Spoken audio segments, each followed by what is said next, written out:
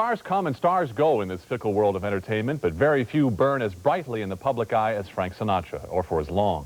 Ever since his first recording over 50 years ago, the name Sinatra has conjured up magic. And as he approaches his 75th birthday, he still has that magic. Lisa Gibbons joins us now with an inside look at the man and his accomplishments. Lisa. Thanks, John. Such a pleasure to do it, too. He was born Francis Albert Sinatra on December 12, 1915 in Hoboken, New Jersey. The world didn't take much note of it then, but it certainly does now. Frank Sinatra, singer and movie star of legendary proportions. Not bad for a kid who harbored dreams of being a sports writer, still thinks of himself as just a saloon singer. I'm sure it's no earth-shattering secret, but I like to sing. And how. His voice has been heard on more than 100 albums. I had to get out, Pooh.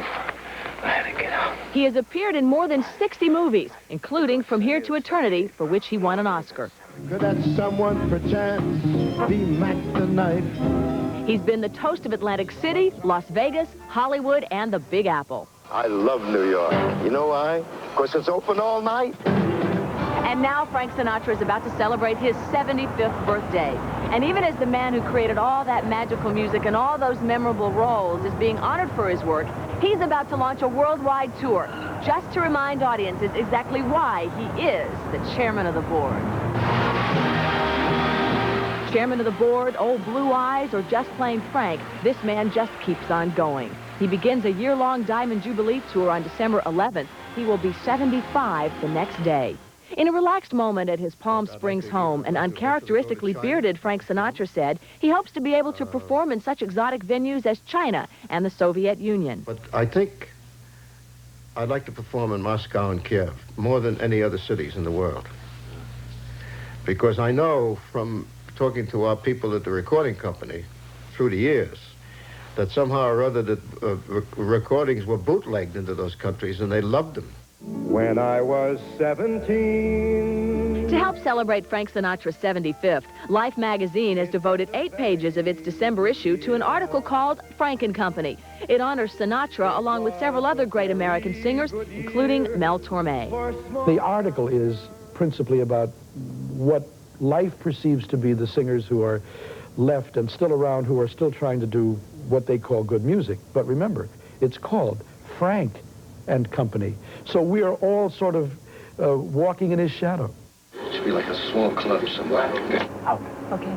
In the midst of all this attention, Sinatra's daughter Tina is producing a 2-hour television special on his life and career. It will include some vintage past performances. And when she's weary, try a little tenderness. And even though the show is for him, it was a project he objected to at first. He said, no, I don't want to turn 75 in front of everybody. It's the one thing he's always told me he hates is growing old. And he always promised me he never would. Part of what may keep Frank Sinatra young at heart is his love for the kitchen. His own pasta sauce came on the market just this year. He says it was inspired by memories of growing up in the tenements of Hoboken, New Jersey. And the tenement house I lived in had about 1, 2, 3, 5, 6. So that was 12 kitchens were cooking. And there were different nationalities, so that the odors were wonderful. My father, yeah, he was a marvelous cook. And I'd watch him from time to time, and then watch my mother and start wonderful arguments about who cooked better than the other one, you know. Yeah, my dad he cooked almost all the time.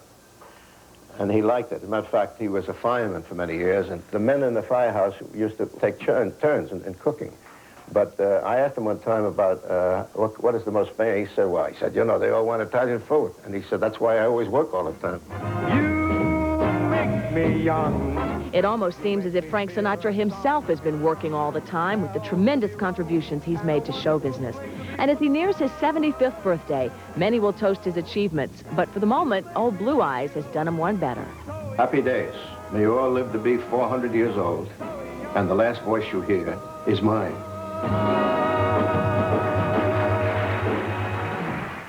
Well, much of Frank Sinatra's career predated music video, of course, but had he done videos, he could have been a whole MTV weekend all by himself. In commemoration of his birthday, Reprise is releasing 57 Sinatra songs on 3 video cassettes. They will also be out on compact disc, and Capitol Records will be releasing a special issue collection of 75 songs. It's amazing when you look at that body of work. He is legendary. Terrific performer. Yep. Thanks, Lisa. Work obviously keeps him young. Yep. The first #1 song ever charted by Billboard magazine was I'll Never Smile Again, featuring